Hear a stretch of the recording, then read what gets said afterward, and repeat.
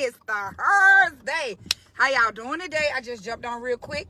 Share this on someone's timeline, on somebody's group, on somebody's post. Child, just share, because guess what? Sharing is caring.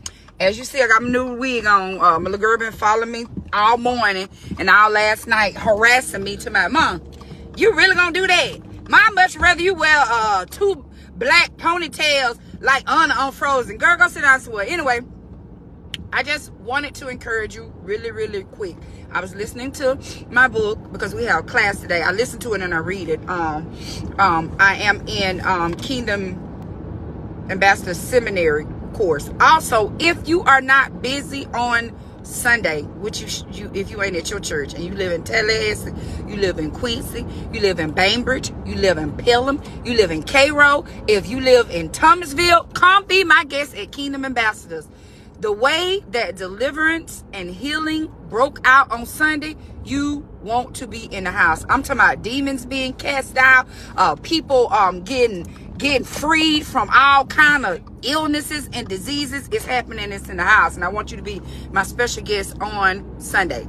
Okay, Stacy, I hope you go back and watch this, because Stacy was getting aggravated with me because my blonde hair wasn't blonding, so I got a wig on. So shut up. Okay, now anyway, I wanted to talk to you about safe people, and because that's the book I'm reading, Safe People. I didn't realize this years ago that I had got connected with an unsafe person. One of the characteristic traits of that unsafe person, and we've all had similar situations, or a situation where you've been with someone where you thought they were a safe person, but they wasn't a safe person. This person never shared anything about themselves. It always seemed as if I was the person doing all the talking. I mean, I'm telling them everything about me, my whole life story. I'm laying it on the line, but they're not telling me anything about themselves. Good morning. They're not sharing anything with me about themselves. Okay. Later on, they began to use the things that I had shared with them against me. And I'm saying to myself, I told you this 8 years ago, and you how you even remember that? That's a trait of an unsafe person. Another trait of an unsafe person is, and I know I'm dragging it, but they lie for no reason. It's a difference from somebody just telling a fib, because we all tell fibs sometimes, you know what I'm saying?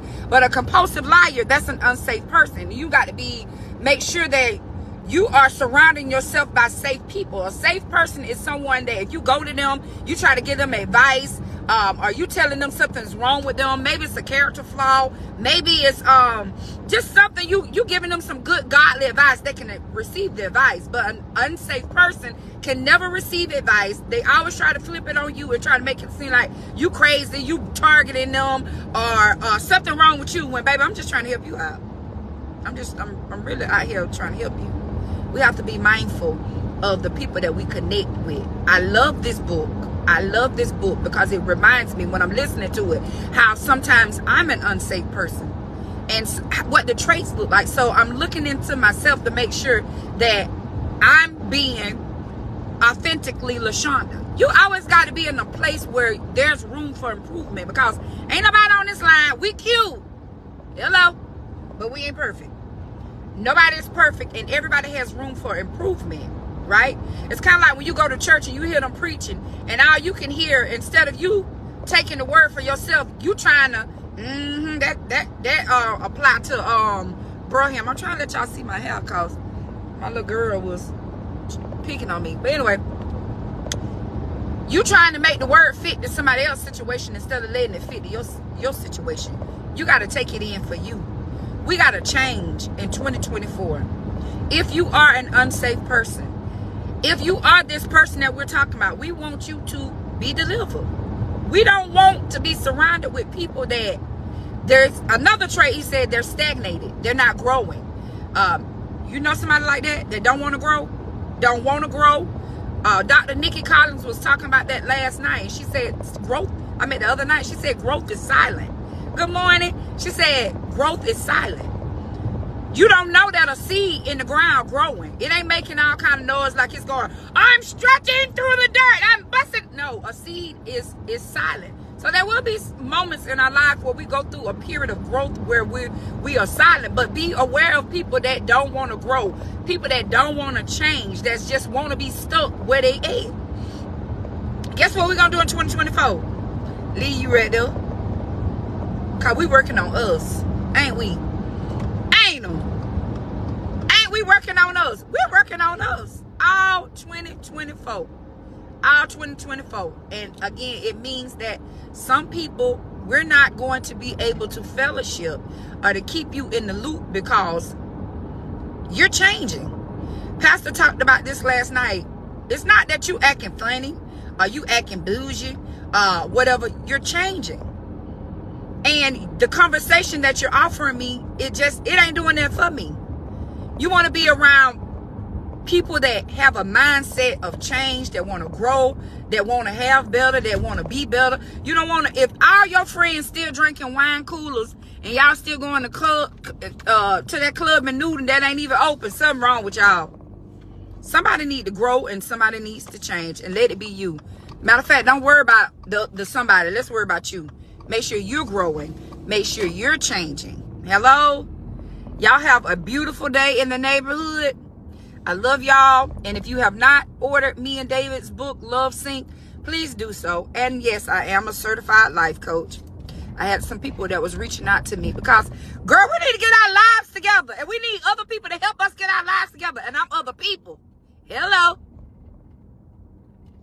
Yes, I be working on myself every day too. I offer this, I'm a life coach, but I take people through a course called Breakthrough.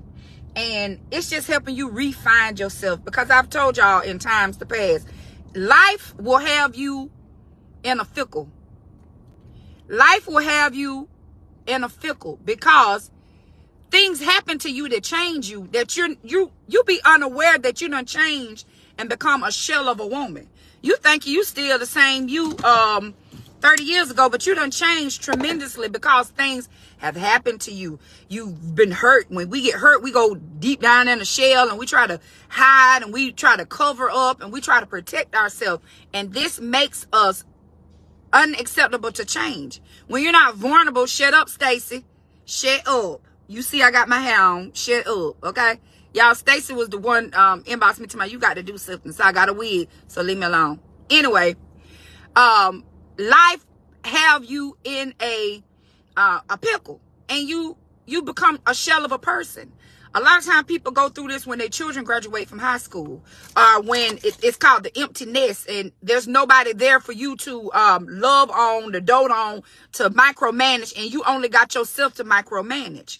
You get lost. Maybe it was a bad relationship. You know, I did a workbook for this woman that said there's more to grief than death. You grieve relationships. When I went, the first time I got a divorce and I went to the lawyer's office, getting out that car and walking inside that lawyer's office, talking to that lawyer's office and getting back in my car, I felt grieved. My spirit was grieved. I really was grieved. I felt like something in me had died. So there's more to life. I mean, more to death than grief. I help people get over your traumatic issues, and it's a 6-week course. My workbook is available on Amazon. So if you don't want to take the course and you just want to go through the workbook by yourself, you can. I made that option because some people are self-sufficient. You don't need nobody to help you. Some people do. But anyway, if you want to do that, just reach out to me, inbox me, and we'll go through that. We'll go through that together. It's once a week. We get together for an hour, a power hour. And baby, we're going to tear down walls, rebuild you, have you walk around here like the credible woman hug as you is. So anyway, y'all be blessed. If you have not got Love Sync, go on and get it. When mine come in, I'm going to go over it with you. I'm thinking the second week of February, mine should be here. Take the author copies forever to get here. So, if you are also trying to birth a book, I do. I have a publishing company called Stork Publishing LLC. I write books. I'm a ghostwriter. I publish people coloring books, whatever kind of book you need, baby. I got you. Oh, baby, I got what you need. And you know that I'm your friend. Hey, and you know that I'm your friend. I just feel like saying that. So anyway, let me go in here. Love y'all. Have a good day.